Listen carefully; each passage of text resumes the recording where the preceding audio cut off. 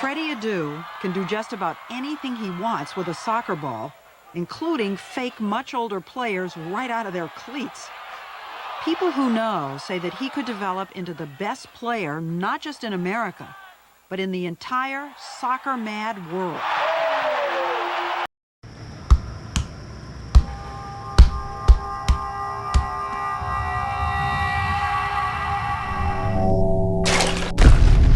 I just love it so much, you know. When I'm out there in the field, I'm in a whole different world, you know. It's like I'm just having so much fun. So you get paid all that money to have fun? To have fun, yeah. Wow. I mean, couldn't ask for a better life, man. Wait, hold up. It does look like a charmed life. $500,000 a year to play for DC United, the team he grew up watching. Let's play for it. Let's go.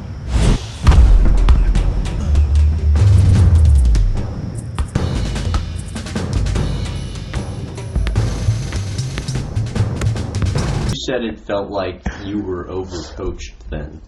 How so? I just felt like there was too many instructions. Obviously, when I was playing, I'd always been the kind of guy that I never was coached much by any coach. I just sort of went out there and did, you know what I'm saying? Just, we had a game plan, but I went out there and just sort of let instincts and just let it happen naturally. At DC, at some point, I just felt like there was so many restrictions on what to do, you know, and just I didn't have the freedom to be myself, and I wasn't myself out there, you know. I wasn't effective because I was thinking too much. I always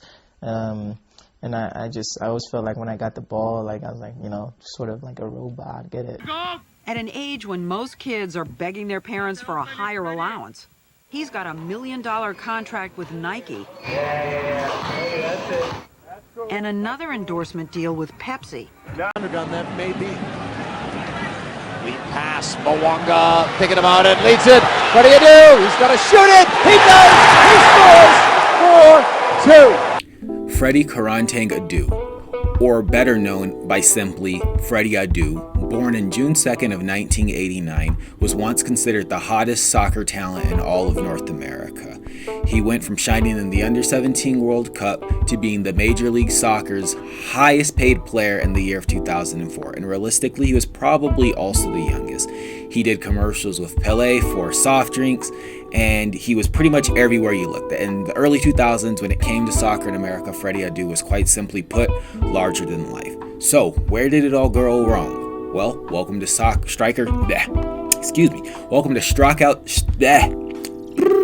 Welcome to Strikeout Soccer, and today we're going to take a look at 3 strikes that hampered the development and growth of Freddy Adu.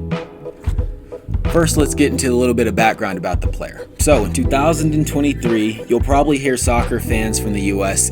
yammering about Gio Reyna and him not being, played in the World Cup that just passed in Qatar. They'll talk about Christian Pulisic, and now he's finally starting to get some minutes at Chelsea, but how he's the second coming of, let's just say, Lionel Messi for all intents and purposes. A couple of sessions back, people would talk about, Julian Green and, whatever. But the original hype in American soccer was from Freddy Adu. Strike number 1, too young. So as previously mentioned, Freddy Adu was the youngest player ever, at the time at least, to get a professional contract to play in Major League Soccer. I think it goes without saying that at the age of, let's just say 16, to be, heralded as the greatest US-based player of all time, and to get a professional contract and be expected to contribute like a senior member of that team is a lot for a teenager to take on. You're not ready for that at that age. You're not ready for the lights, the cameras. Some people are. Maybe some people are. He clearly wasn't. The commercials, the interviews on 60 Minutes and, ABC, magazine covers, billboards, blockbuster endorsements. Did I mention the commercial with Pele? all of this, he was just too young and he was not ready. And for those reasons, I feel personally that he wasn't able to sustain the level of hype that he was first, kind of touted to have, and he kind of ended up petering out. So I would say that was his first strike out of 3. Strike number 2, bad development. So if you take a teenager who's hyped and poised to become the next best anything, and then you remove the process of developing that player to make room for them to become a superstar instead, it won't take long for that player to start losing all of the things that made them a great footballer and turn into a great, let's just say, media person or a great advertiser or a great model that can, sell clothes or this or that. So when I say bad development, what I mean is he was too busy doing everything else besides focusing on his soccer that he wasn't able to develop. So, he went from being a really promising player to a player that was, maybe, just a middle, a squad player, to ultimately not really being good enough to make the cut because his celebrity was so big and the commercial potential of having the best American on your team was still there.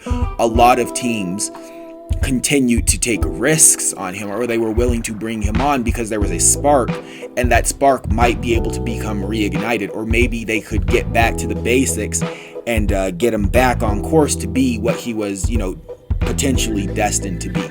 Ultimately, that was not the case because this is Strikeout Soccer and we're talking about him here, so we just have to chalk up his second strike to poor development and picking up some bad habits. Strike number 3, roadman. So everybody knows that at the end of a professional career, no matter what sport it is, typically, unless you are like having your name retired or your jersey retired at that venue, most players start to go on kind of like this road, this world tour towards the end of their career.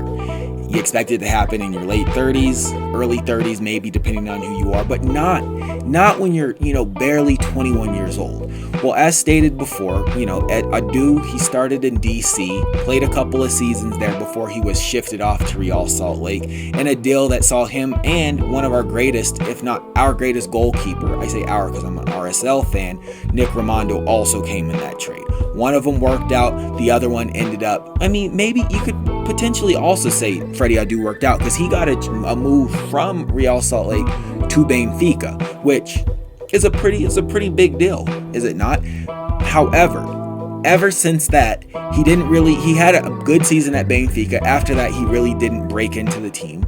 And he started what essentially turned into a new club every 12 to 18 months.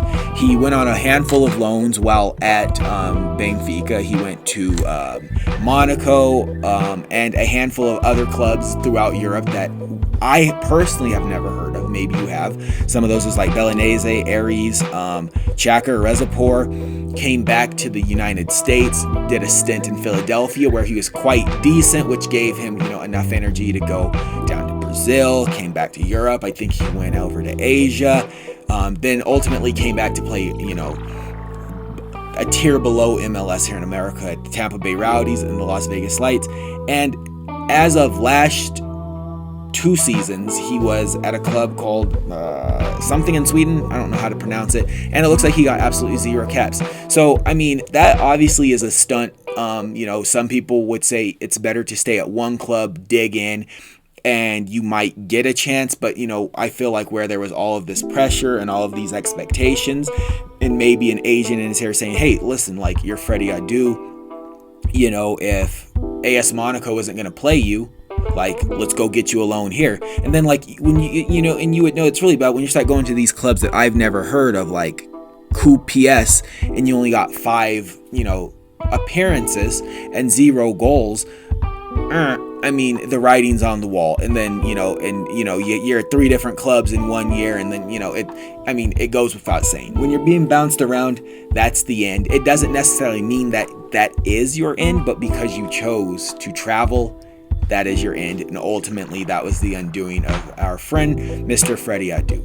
Now, I'm not a pro. I never have been a pro. Most people could only dream of being as good as Freddy Adu once was, or probably still even is to this day, to be able to play football at any kind of a professional level.